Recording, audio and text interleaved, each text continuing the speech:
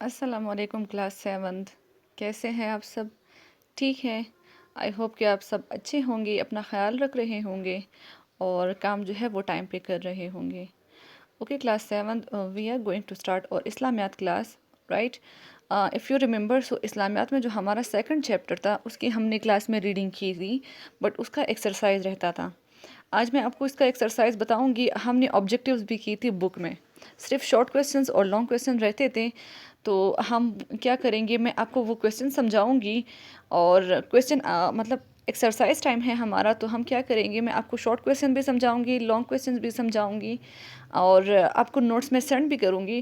But آپ لوگوں نے خیال رکھنا ہے کہ آپ لوگوں نے کویسچن آنسر میتھڈ کو فالو کرنا ہے، پراپر جو آپ کی مارجن لائن ہے، اینڈنگ لائن ہے، کویسچن آنسر کا پیٹرن ہے، ڈیٹ اینڈ ڈے ہے، تو ہر چیز کا آپ لوگوں نے خیال رکھنا ہے کہ آپ لوگ اچھے سے لکھ لیں اس کو اور پھر آپ لوگوں نے اس کو لرن بھی کرنا ہے، ٹھیک ہے؟ So it's question time. I request all of you to take out your notebooks, pen etcetera to write the question answer, okay? So let's start. Okay, سبق کا نام تھا ہمارے پاس رسالت اور اس کے تقاضے۔ ریممبر، رسالت اور اس کے تقاضے۔ سب سے پہلے ہم نے مختصر جوابات لکھنے ہیں، شارٹ کویسچن جس کو ہم کہتے ہیں۔ شارٹ کویسچن میں پہلا والا کویسچن ہے رسول کسے کہتے ہیں؟ سو جواب ہے اللہ تعالیٰ نے جن نبیوں پر اپنی کتاب نازل کی ہے انہیں رسول کہتے ہیں۔ رسول لوگوں کو اللہ تعالیٰ کے احکام کی خبر دیتا ہے، ٹھیک ہے؟ پھر دوسرا ہے اللہ تعالیٰ نے رسالت کا سلسلہ کیوں قائم کیا؟ تو اللہ تعالیٰ نے انسانوں کی ہدایت اور رہنمائی کے لیے رسالت کا سلسلہ قائم کر لیا۔ یہ ہے سوال نمبر 2۔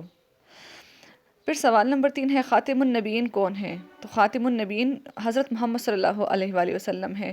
خاتم النبیین کا مطلب ہے کہ آخری پیغمبر جس پہ نبوت جو ہے وہ ختم ہو گئی ہے، تو وہ ہے ہمارے پیارے نبی حضرت محمد صلی اللہ علیہ وآلہ وسلم۔ تو یہ تھا ہمارا سوال نمبر 3۔ سوال نمبر 4 ہے رسالت پر ایمان کا پہلا تقاضا کیا ہے؟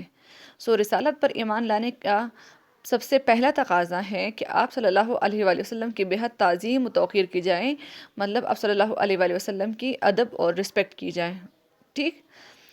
اچھا، آیت کا ترجمہ لکھ کے آپ ایک آیت آپ کو دی ہے بک میں، تو وہاں سے آپ لوگوں نے لکھنا ہے۔ سوال نمبر 5 ہے اس کا ترجمہ ہم نے لکھنا ہے۔ ترجمہ اس کا ہے بلا شبہ نبی تو اہل ایمان کے لیے ان کی ذات پر مقدم ہے، مطلب جو نبی ہے بحیثیت مسلمان وہ ہمارے لیے ہمارے ذات سے بھی بڑھ کر ہیں، ٹھیک ہے؟ تو یہ ہو گئے ہمارے شارٹ کویسچنز، 5 شارٹ کویسچنز ہیں، تو آپ لوگوں نے کوشش کر لیں کہ ایسے لکھ لیں جیسے میں نے لکھا ہے، پراپرلی میتھڈ کو فالو کرے، ٹھیک ہے؟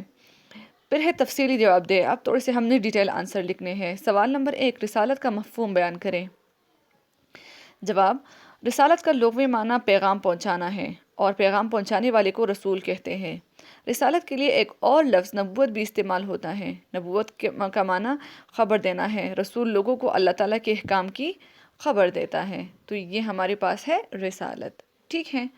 سوال نمبر 2 ہے رسول پر ایمان لانے کے لیے کن باتوں پر یقین رکھنا ضروری ہے؟ اب اگر ہم کہتے ہیں کہ ہم رسول پر ایمان لاتے ہیں تو کیا ہے کہ کن کن باتوں پہ ہمیں یقین رکھنا ضروری ہے؟ رسول پر ایمان لانے کے لیے مندرجہ ذیل باتوں پر یقین رکھنا ضروری ہے۔ تمام رسول سچے اور اللہ تعالیٰ کی طرف سے ہی بھیجے ہوئے تھے۔ نبوت رسالت کی ذمہ داریوں کے اعتبار سے تمام نبی اور رسول برابر تھے۔ میں نے آپ کو کہا تھا کہ تمام نبی اور رسول برابر تھے، ان سب نے انسانوں کو ایک ہی چیز سکھائی ہے کہ ایک اللہ ایک ہے اور نیکی بدی کا راستہ ان کو بتایا ہے، تو یہ تمام پیغمبر جو ہے یہ بالکل ایک جیسے ہیں۔